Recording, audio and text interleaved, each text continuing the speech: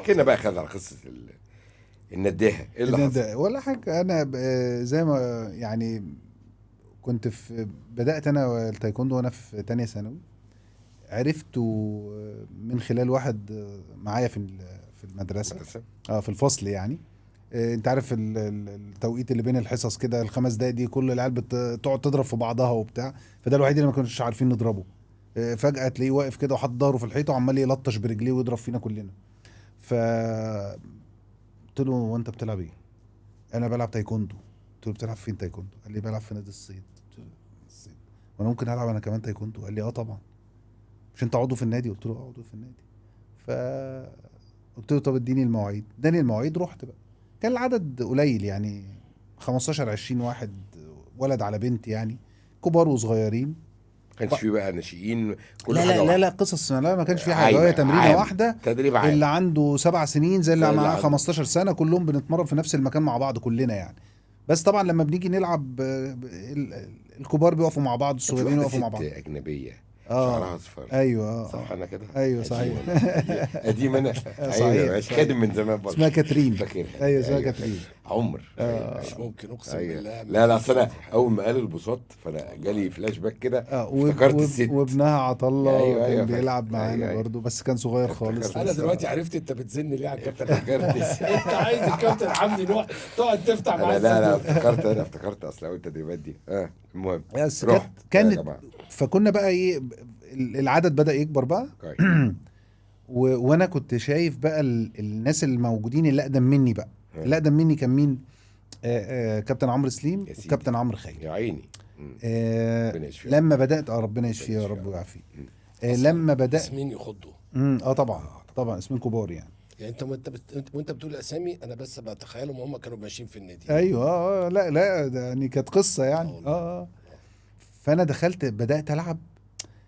انا لقيت بعد شويه كده عرفت ان في عمرو خيري. انا اول ما دخلت بدأت مع عمرو سليم، فعرفت ان في حد اسمه عمرو خيري.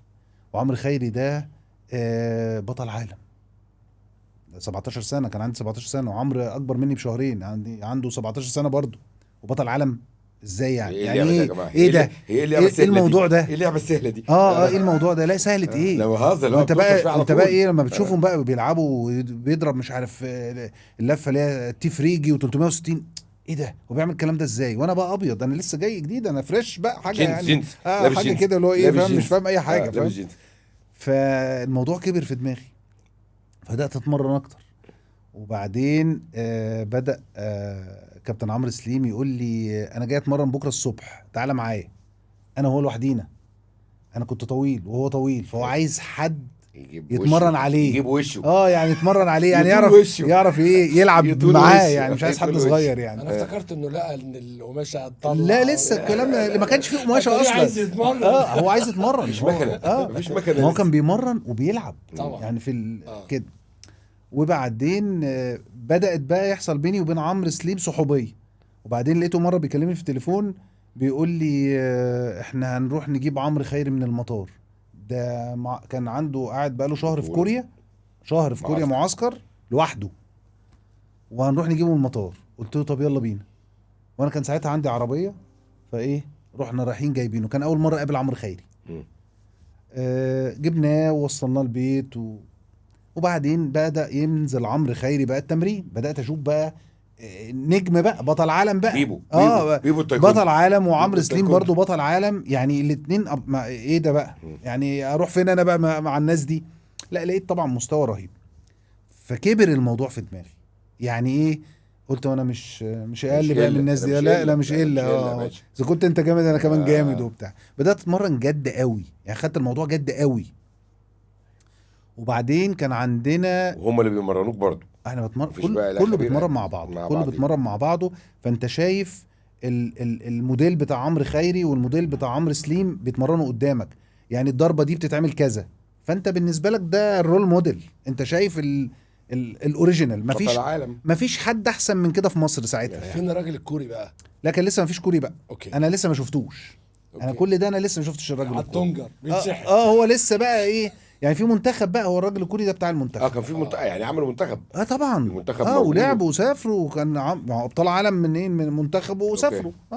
وفي اتحاد وبتاع. انت سمعت اللعبه متاخر شويه شكلك.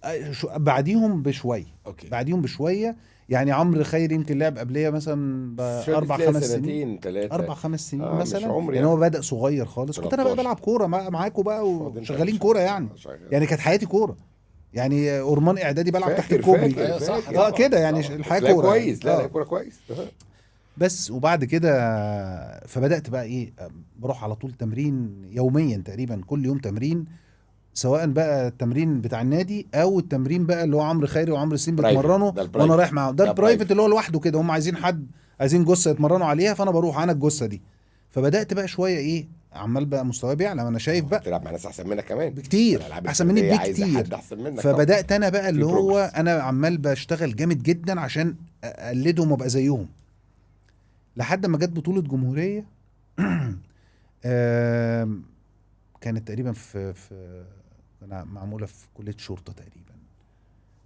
فروحت لعبت لعبت ماتشين.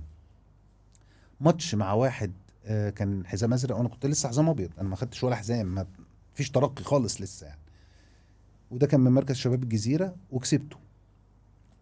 والماتش اللي بعده كان بعدين بساعة ونص مع حد حزام اسود اسمه كابتن عويس عبد النبي، اكبر مني بكتير، معروف. هو موجود دلوقتي عندنا، هو مدرب في النادي، هو مدرب طبعا، مدرب في النادي. وحزام اسود بقى وانا حزام ابيض. ده انا هموت بقى، ده انا مش هطلع النهارده من الملعب. عملت معاه ماتش رائع. كان طبعا قاعد لي عمرو خيري وعمرو سليم قاعدين لي ورايا. الماتش خلص 4-2 لصالح كابتن عويس. بس تشونج بقى اللي هو الخبير الكوري شافني ده شاسيه كويس، قال لك بس هاتوا ده بقى، هاتوا ده في المنتخب، نشوفه بقى، هاتوا ده في المنتخب معانا. فبدأت اروح تمرينات المنتخب، انا بقى بختصر لك مدد يعني. فبدأت اروح تمرينات المنتخب. احنا دخلنا الجامعه ولا لسه؟ دخلنا الجامعه. دخلنا الجامعه ماشي. بدأت اروح تمرينات المنتخب ورايحين جايين بقى على تمرينات المنتخب. وبعدين قال لك بس، وتصفيات بقى كتير يعني، لعب افريقيا كتير بقى لا مش افريقيا، تصفيات داخليه في المنتخب. كل الناس بقى الكويسين بيصفوا بيلعبوا مطحنه بقى يعني. على الاقل عندك مرتين في الاسبوع في تصفيات، تمارين وتصفيات، تمارين وتصفيات. وقال لك في معسكر في كوريا. حلو. طبعا انا بالنسبه لي حلو جدا، اتمنى يعني. بس انا في ناس يعني، انا واقف اخر واحد في الصف. تعرف انت ما بنقف كده في بدايه التمرين بتقف بالاقدميه. فانا مثلا في حوالي مثلا 40 واحد واقفين وانا بعديهم. انا حزام ابيض يعني، حاجه مش موجود اصلا يعني. فريش جريد. مش موجود اصلا. ومع ذلك بعد ما عملنا تصفيات وكلام من ده، حاجات كتير يعني، لقيت نفسي من الاسماء اللي تم اختيارها للمعسكر. بدأ تشونج بقى يرقيني في الأحزمة، يعمل لي كل أسبوع اختبار حزام، كل أسبوع لوحدي كده اختبار حزام، أبيض أصفر أزرق أحمر. لأن أنا رايح كوريا بقى، أنا رايح كوريا. فأنا لازم على الأقل أبقى أسود، مش هروح كوريا حزام أبيض يعني.